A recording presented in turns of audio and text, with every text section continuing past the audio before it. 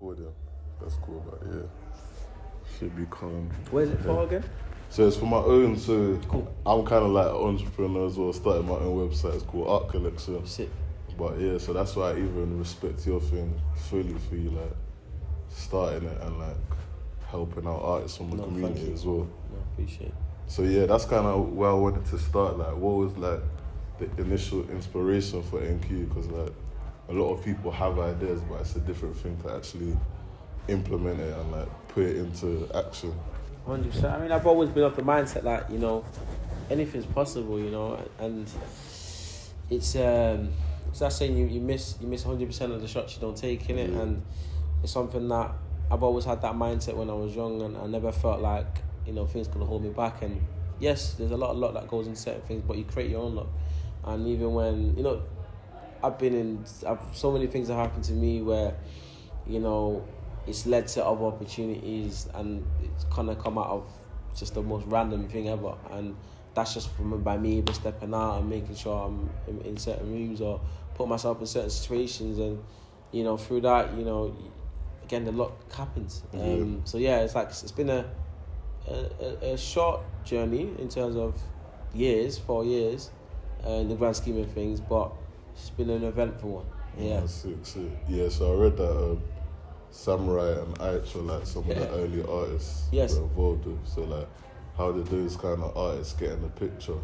Yeah, so Samurai and H actually from the same area, M40. So H's actual first artist name was 40H. Oh wow, I never knew that. So Obviously because he's from M40, Yeah, so makes he sense. always represents that. I think he wore the number at Soccer Aid as well. okay. Yeah. So yeah, that was those are the first two artists that I worked with and signed, and it was a very interesting thing because at that time, Samurai was kind of the next artist to kind of do his thing, and he kind of taught me a lesson in regards to you know, management and how that works, and, you know, having to be patient with artists and stuff. Because at the end of the day, you know, I come from a football background where I used to play football, and, you know, I'm the talent on the pitch, but now I'm almost the coach, you know, where once the players get on the pitch, there's nothing you can do about it, really, other than encouraging and giving advice and things like that. And that's the same thing in management, where I'm not in the studio, I'm not the one making records or going on stage. I'm only the person trying to facilitate and help add value. And that's something where a lot of times you're going to have to, you know, convince artists to do certain things that they may not see the benefit of doing at the time, or see the need for it, and that's the kind of skill you have to have as a manager. You've got to be very patient, and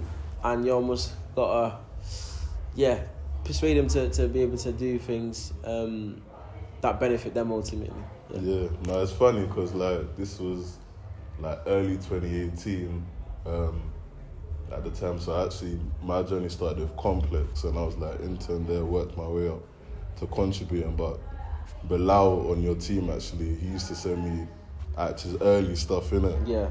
And like, I can't lie, I was like, I wasn't sure, but then as I was listening to it, I was like, it's actually sick. So to see the journey from early 2018 to like later 2018 when like he released the viral video, went viral, and then to see the journey till now, like, it's definitely sick, and kudos for that, man. No, thank you.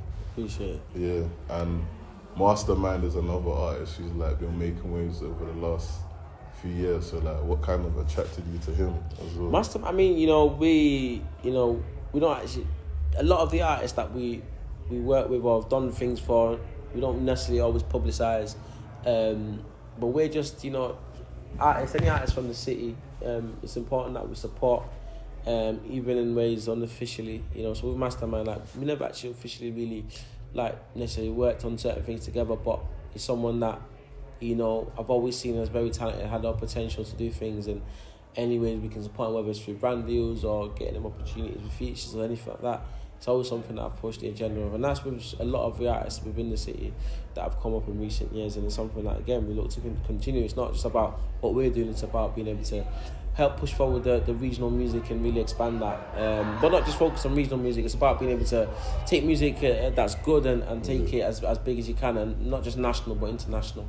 Yeah, no, definitely. And like, I'm quite interested in the Manchester scene. Like, over the years, I even actually wrote an article for Radar Radio years ago of like 10 up and coming like rappers and singers from like the likes of CeCe F to like IMDb and Lay Full Stop. So I kind of wanted to get your perspective on like in the Manchester rap scene, like who do you see bubbling at the moment? Who like there was a lot. There's a lot of names. I won't even start naming them because I'll forget someone. Yeah.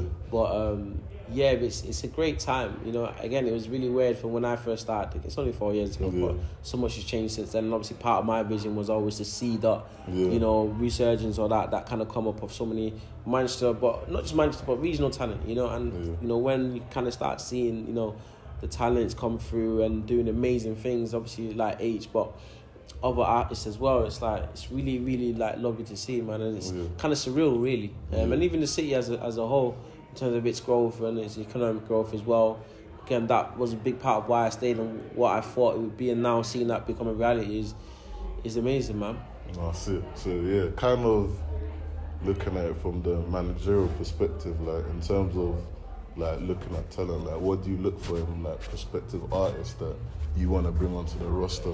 Yeah, I think you know, a lot of passion and dedication to the craft, because at the end of the day, you know, you have to put the hours in to be able to really become a master in what you do, and especially nowadays with so much competition or short attention span from artists, from consumers and people that listen to music. It's very important that you produce the best work you can possibly produce. So that's kind of a very, very like pivotal thing that I look for in artists, in terms of like their attitude towards creating music and their work rate. Yeah, no, I remember you even, because I watched a YouTube video where you said they've got won it more than you as well. Like that's a big factor. Yeah. So that's something that 100%. If you're working with artists and you know you kind of find yourself wanting it more than them, then it's not 9 out of 10 times it's not going to work. You know, and that's something again where like having gone through certain experiences it's easier for me to be able to identify, cool, this is not going to work after a week or 2 weeks, rather than dragging certain things out. There's always going to be a part of, you know, again, having patience with artists. But it's about identifying what's too much, because if you know when if someone wants it, and you know if someone just needs their help, and you've got to bear with them on certain things. And yeah, that's just about being able to have that distinction between the two. It's really important. 100, yeah. And I also wanted to big you up on the MMF Entrepreneur Award you won, and like, thank you. Kind of wanted to say, how did it feel to win that after like the last couple of years of like putting in the work, kind of thing? I mean, I've always classed myself as a creative entrepreneur, so maybe to win that Entrepreneur of the Year award is obviously very, very amazing. And you know, it was great to win it during a time where, you know, there was a lot more bad things happening than good things. And that was really like, you know, a great thing, something that I really appreciate MMF for. And yeah, like obviously part of the vision and what we're doing has obviously contributed to that award being a thing. And yeah, just really was happy to have won it and stoked to be able to have been even up for it in the first place.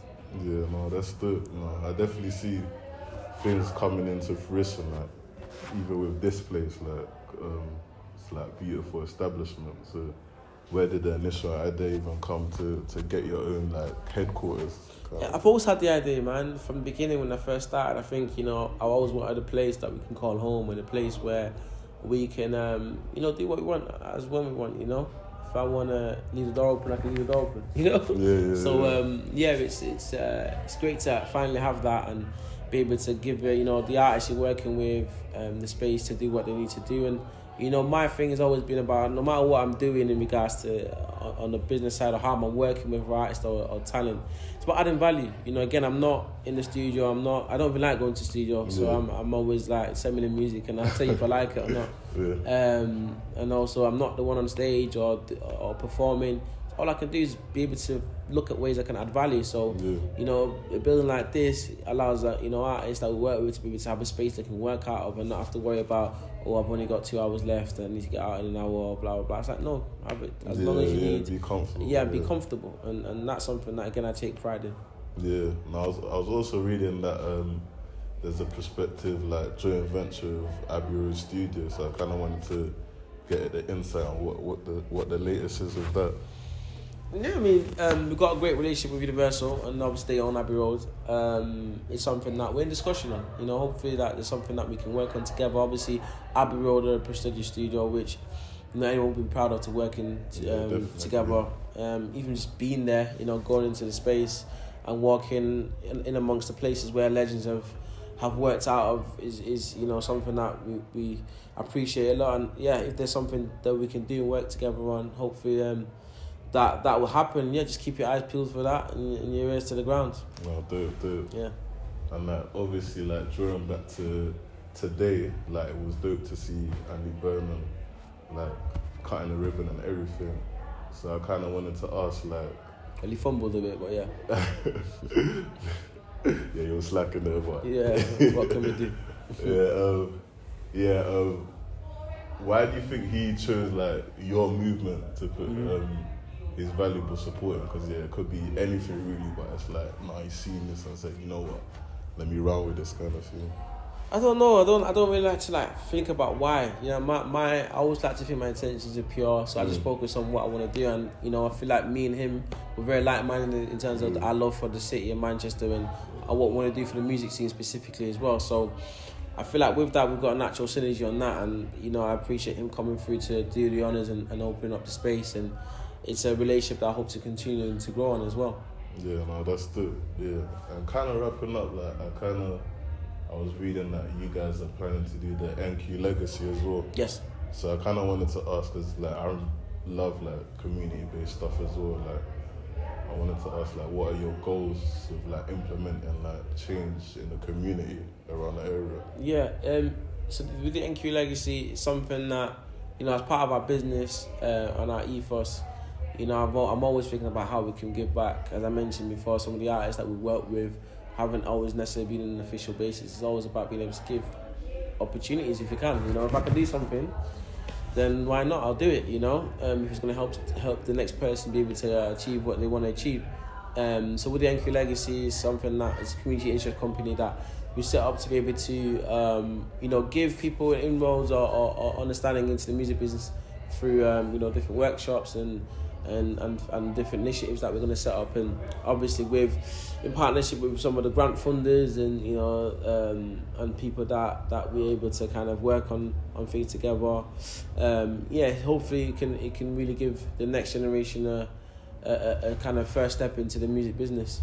No, yeah, that would be dope, man, because as you already are doing, and as I like fully support, it's all about each one teach one, and exactly. Once you learn the way, it's all about getting the next step. Yeah. So yeah, kind of wrapping up, is there anything that you kind of wanted to add in or that you want people to know about, really? I just want people to, just kind of believe it's possible. I think, you know, I meet a lot of people who have a lot of potential or you know, even have ambition, and I think sometimes deep down, I think a lot of people think things are further away than they actually are. And yeah, it's about, you know, really, you know, using the opportunities and the resources we have at hand today, which if you have a smartphone, that's a lot these days. Definitely. And going for what they want to achieve and just starting, even if it's small. I you know, I didn't start with a building, you know. So it's not about how you start, it's about how you continue and how you go on. And I think it's also important not to like let, you know, disappointments and setbacks kind of affect that. And, you know, the longer you keep at it, the more likely it's going to happen. No, definitely, man. Well, no, I think that's good for me, man. Appreciate that, man.